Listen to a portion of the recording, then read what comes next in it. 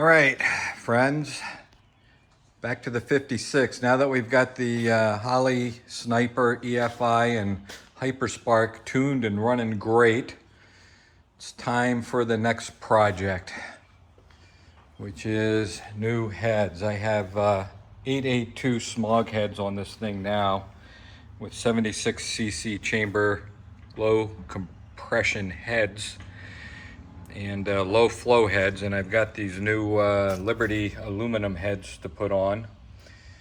I've got the ARP bolts, I've got the gaskets. We've got a new comp roller cam, which is going to be an upgrade. It's a mild cam, but it's more aggressive than the one in there, the old flat tappet. Got the new rockers and the new roller hydraulic lifters. So we're ready to get started, and I'm not going to pull the engine, although it might be the smart thing to do.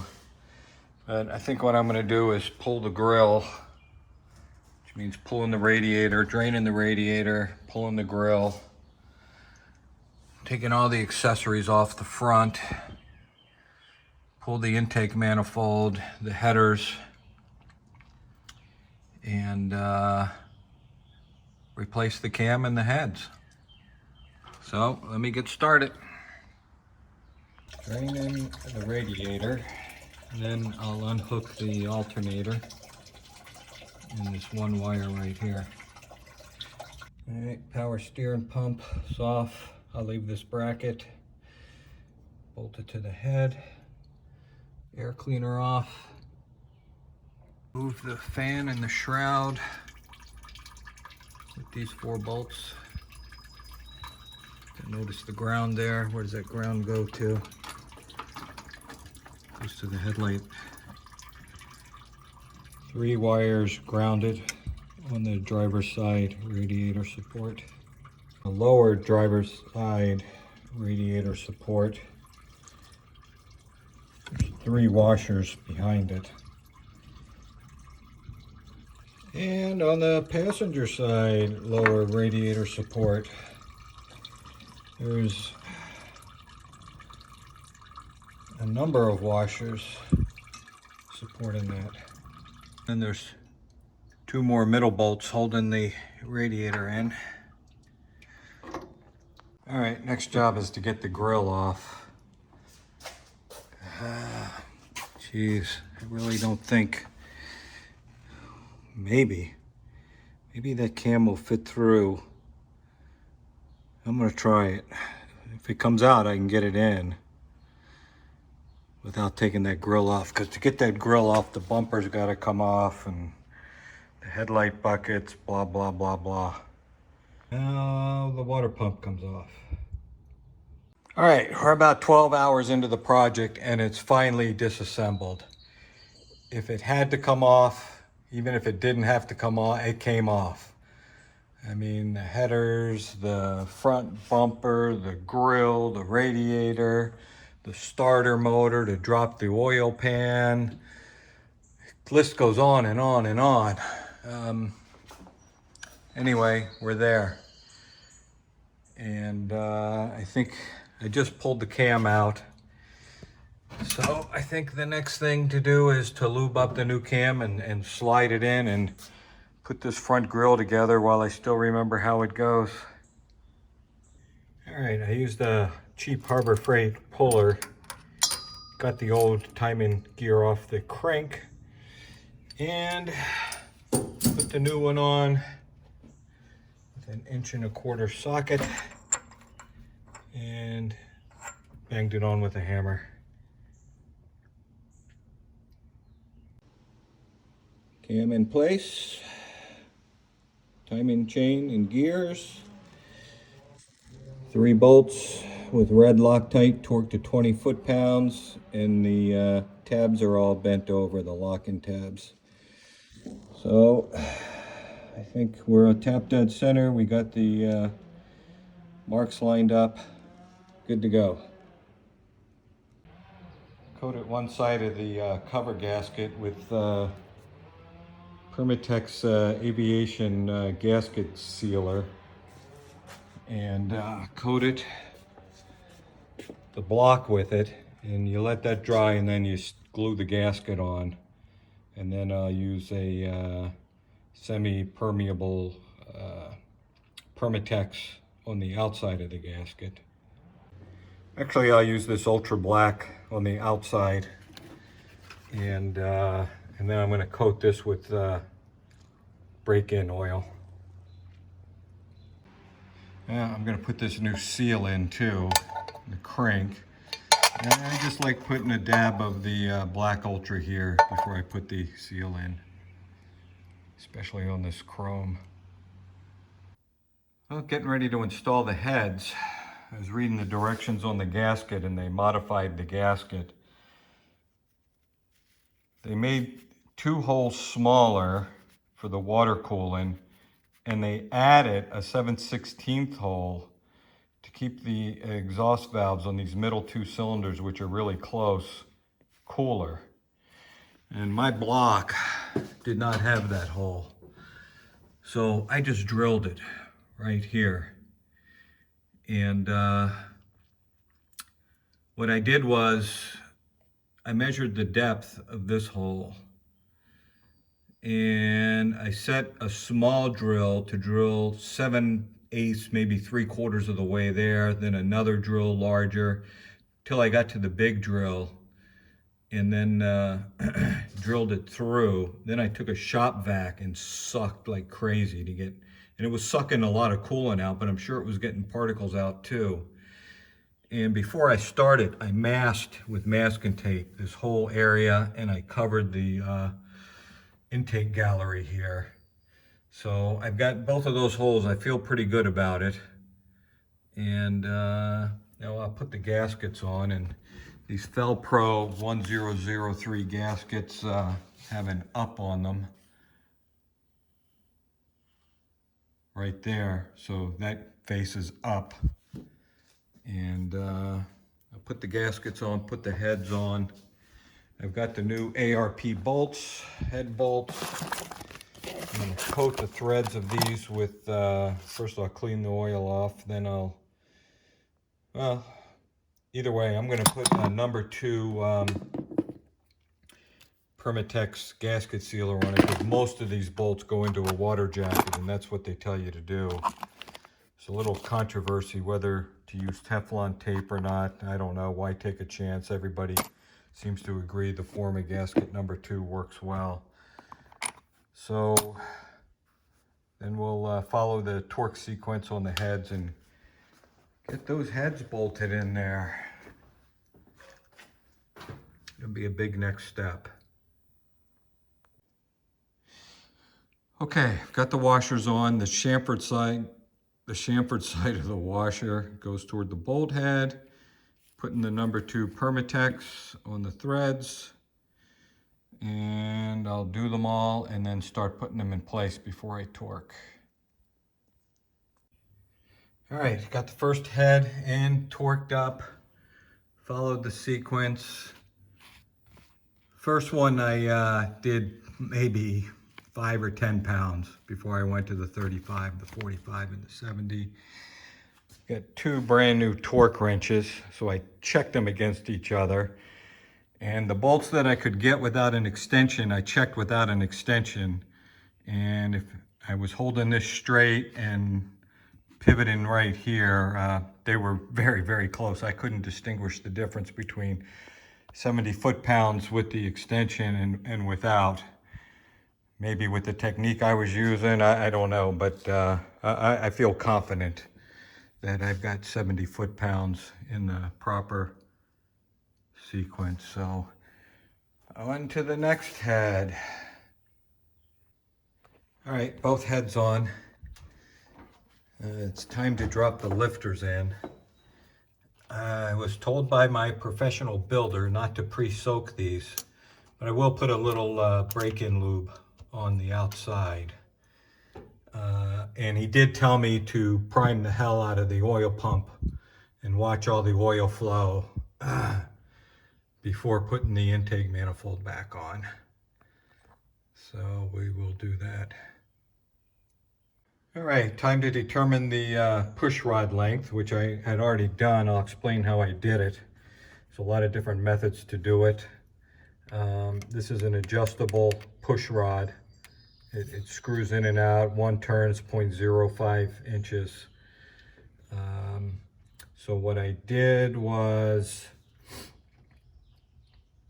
I tightened up the rocker nut till it's just snug. And then I put a ruler here. And then I tighten the nut till it collapses the hydraulic part of the lifter. You can't go any further, and that's on these lifters, according to the book, about 1/8, and sure enough, it's 1/8 of an inch, 0.125. So now I've got my lifter collapsed, and you want, with the valve closed, you want the roller to be on the 1/3 front side of the valve stem. And then you spin the engine and you make sure that this doesn't pump back up again. And I used a paper clip to test that. I just felt it with a paper clip down the hole there. And then you want the roller to be on the front 1/3. And to verify that, you take a magic marker and you magic marker the valve stem. And this one was already done. You can see the wear is right in the middle. So you spin the engine a few times and you see where it's wearing to verify that the roller, as it's walking back and forth on top of the valve stem, is right on the center. So then you take it out, and I use these calipers, and I got the length of this rod where it's centered. If it was walking too far toward the exhaust, it's too long. If it's walking too far this way, it's too short. And then I subtract out the 1/8 of an inch, the 0.125 inches, because when the engine's running, it's fully pumped up, so the rod needs to be that 0.125 shorter. And then I add back in a 1/2 a turn for the valve lash, which is about 0.02. And that's how I got my rod length, and I just placed the order. So when they come in, I can get those all installed. And I verified both on an intake and exhaust. I got the exact same results. So I'm confident all the rest of them are going to be the same. So I have to wait a few days for that order to come in. Meantime, I'll hook up the header flange. Needs to be hooked up to the tailpipe. I can put the bumper back on. Maybe, no, not the water pump, because I want to be able to inspect this as I glue it down with silicone. So I don't think there's too much more I can be doing until the push rods come in. 4 hours later, and I've got the headers on. The part was getting the flange on at the bottom of the header. Passenger side wasn't too bad, even with the starter there. But the driver's side, I can't even show you. It's just difficult.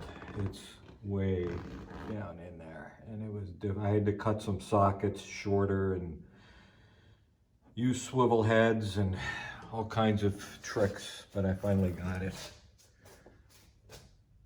All right, my push rods came in, dropped them all in, got the rockers all loosely in place.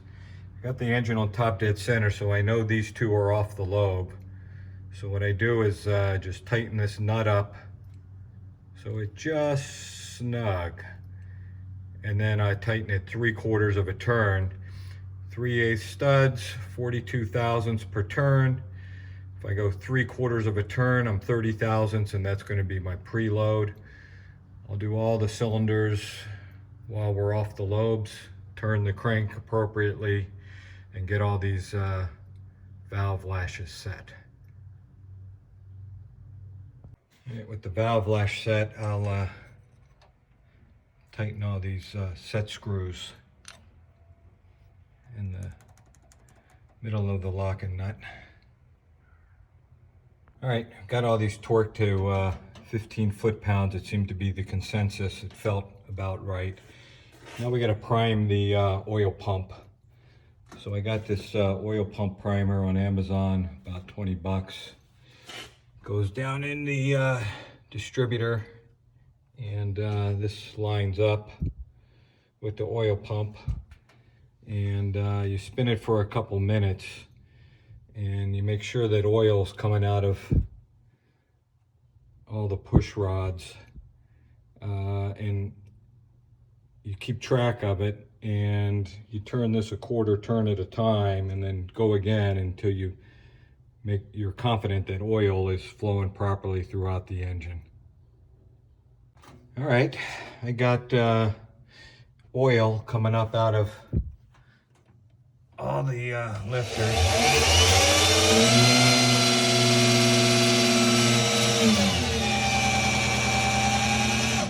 Didn't take long. Some people said they had to run it for 2 minutes. I mean, I was getting oil after about 30 seconds. I'll still crank this a quarter turn 8 times, and I'll run that drill and make sure that this engine is properly pre-lubed. We're on the home stretch. I'm going to put the intake manifold on now. I will glue the 2 side intake manifold gaskets on the heads with this aviation forming gasket from Permatex, and let that dry. You put it on both surfaces, let it dry, and then you stick them together. And then I'll pre-fit the manifold with, I've already done it without the gaskets, and it looks like the holes are all going to line up once the thickness of the gasket is there, but I'll double check it. Then I'll pull it off again, and then put a bead of silicone here and a bead in the rear, and probably put a little silicone on top of the gasket where the water jackets are too, thin amount, and get that torque down to 35 foot-pounds. All right, gasket in place, and the bolt holes are lining up just absolutely perfect. And that's how much of a gap I have to fill with the silicone. So I'm going to lift that off, put the silicone down, bolt this guy in place. All right, I've got the silicone dam built up. Looks adequate. Put this guy in. Water pump on. I'll go ahead and wire up this fuel injection and Hyperspark. Put the distributor in. Put the alternator and the steering pump back. All right, time to put the valve covers on. Got the spark plugs in. I don't have the wires on yet, but I put the valve covers on, that way I can run the wires nicely. I'm going to try something new on the valve cover gaskets. I like the cork ones, and I'm going to use the aviation forming gasket to glue it to the valve cover, and then once that dries I'll tack them up, and then I'm going to use the forming gasket non-hardening number 2 on the bottom side. Hopefully that'll be a good combination. All right, everything's back together. Got the coolant in, all the hoses on, wires, distributor. Let's see what happens.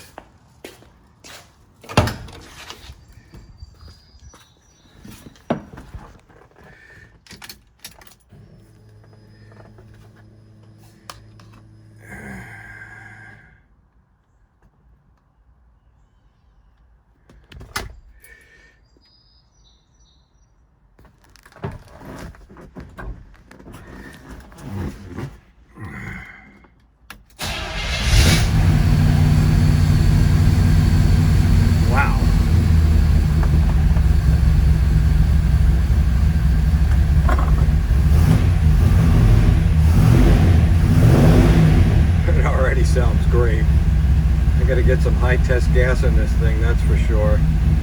Good thing I'm empty. Take a look. Where's my oil pressure? Good oil pressure.